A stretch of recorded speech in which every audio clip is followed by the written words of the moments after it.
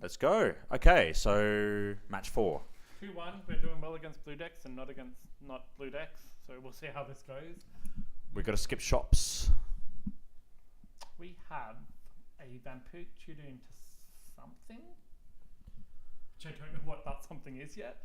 I think it might be a land from here, would it not? Like maybe a red land? A land or a mox.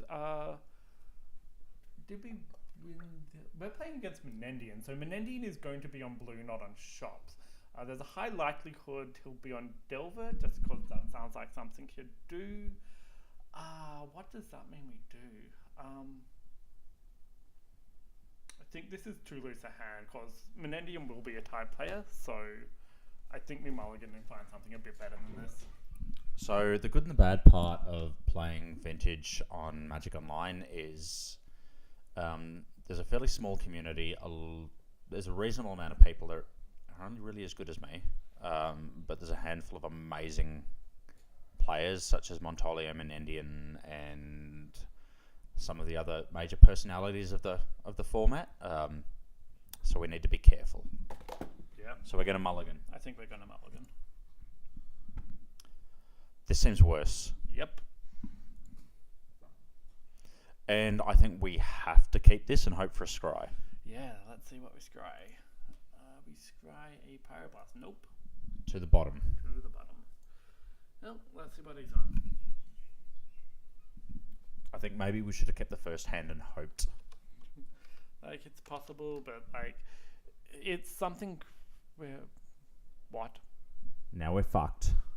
Well, like, so this is not Menendian's usual style, so I think we've got a small advantage in that he's out of his normal wheelhouse, but otherwise, yes, this is going to be quite tough. And if that's a spear, we lose. I don't think we lose just yet. If we draw a fetch land, we might be able to go Mox into Soul Ring into a Braid. Yep, that's okay. Sure, let's see what happens. So our aim at the moment is to try and resolve that Dark Vaden as soon as we can. And if we can, abrade the Inspector. I think the abrade is the priority, but yep, we play Mox Owing and see what happens. Okay, and I think if we see a Revoker, we probably scoop. Yeah, it's fair. And unlike him, we're not going to just completely pass priority for the turn. We're going to pretend like we can interact with the correct spell. Whether or not we can is something different, you know, like small bluffs where you can. Sure. That's fine.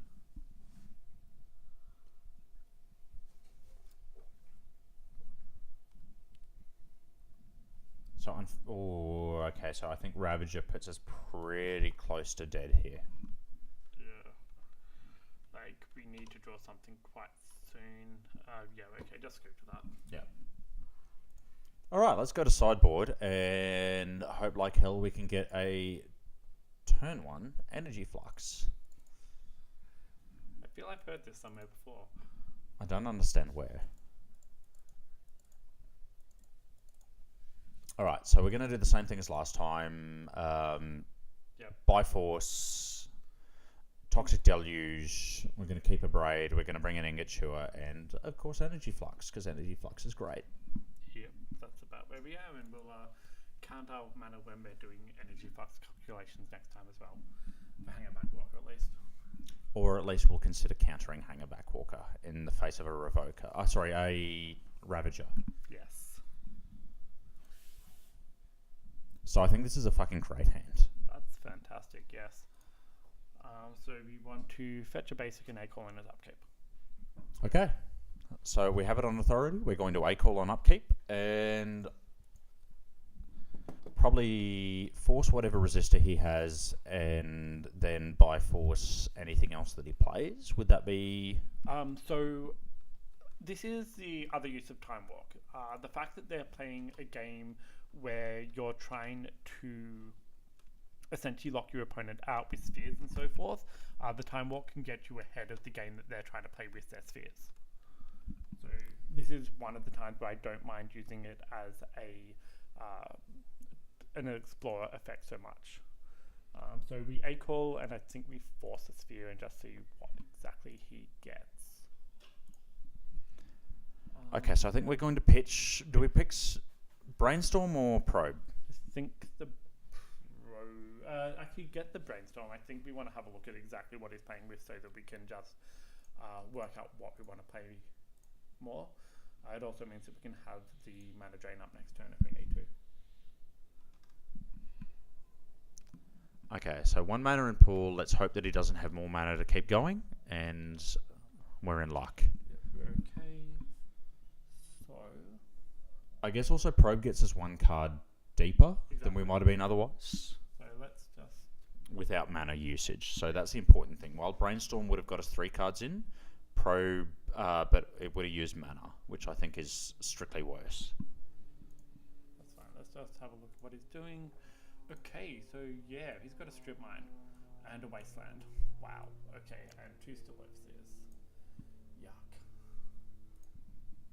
Okay. So, strip mine's an interesting card to play around because the best way to play around it is to fetch a non-basic that you don't care about. So in this case, it would be a C because we don't really want to be using them. With that said, he's got a wasteland as well, which means that the wasteland would be used first before that. So we're just gonna have to see what happens. I think we don't play the solving here so that we can. So if we play the solving, it means that we've got a Notion Thief next turn, which doesn't do that much at the moment. The other option is we hold up mana drain and hope he doesn't wasteland pre-combat. The third option is play the solving so that we can Painful Truths for 2 next turn.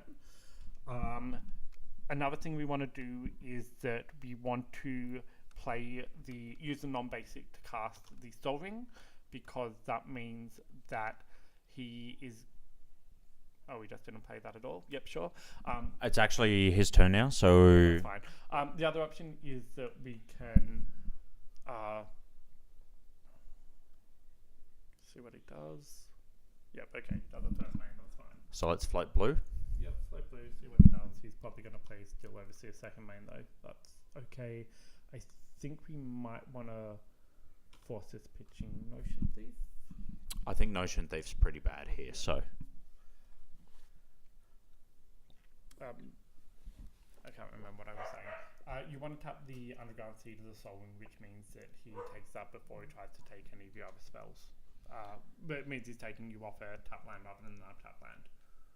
If he decides to use something like, yeah, that's gross. Alright, so I think we force this Steel Overseer here now, right? That's fine.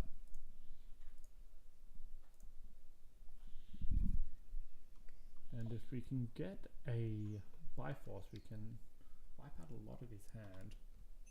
Red Source, I should say. No, not yet. Okay, so I think we're in a little bit of trouble here, but we're going to keep trying. So it's only one. It's a Steel Overseer and a Metamorph and a Ballista. Yep. So I think the Ballista is going to be. Still got the strip mine though, which means that we lose a land this turn.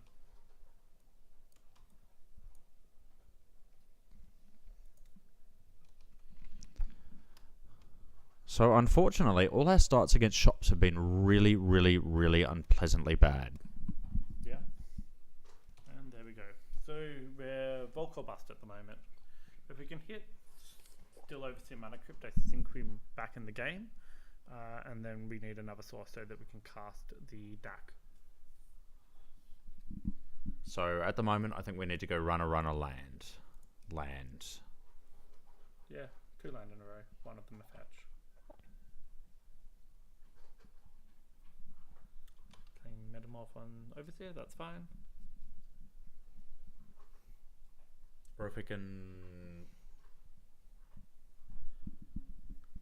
go runner, fetch.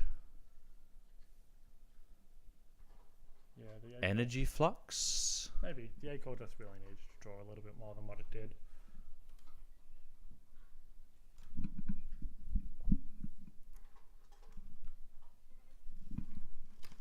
casting a ballista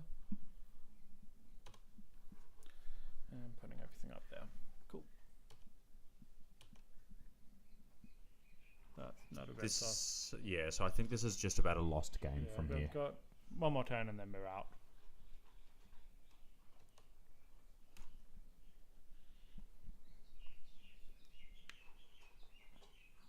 And I'm just seeing what he's casting. Foundry Inspector, that's not the end of the world. That probably is. Yeah. So interestingly enough, this is one of those situations where Hercules is going to be better than the other cards that you bought in. Yep. Just because it beats everything that he's doing, or it buys you a lot of time? It just buys you time because he's just... The Steel Overseers are what are losing you the game at the moment. I feel like they're the minority of the time, however. And we scoop from there. Yep. Okay. GG's.